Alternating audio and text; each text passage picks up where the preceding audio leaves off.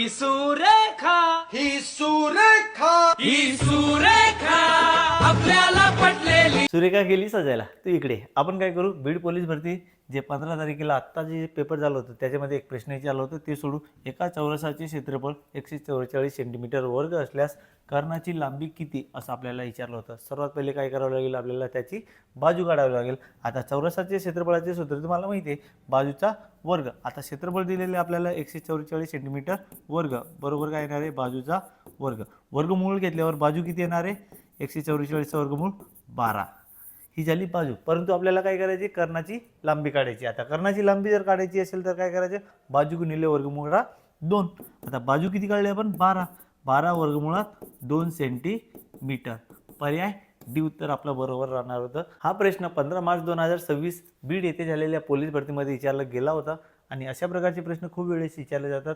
म्हणून काय करा, तुम्ही या प्रश्नाचे सराव करा आणि याचे उत्तर काय करा, आपल्या कमेंट बॉक्समध्ये फेकून मारा। आणि अशाच व्हिडिओसाठी आपल्या इंस्टा आयडी तयार मॅथ्स अकॅडमी MS ला फॉलो करून घ्या। धन्यवाद। सुरेखा आली बघा, आपल्याला पटलेली आहे।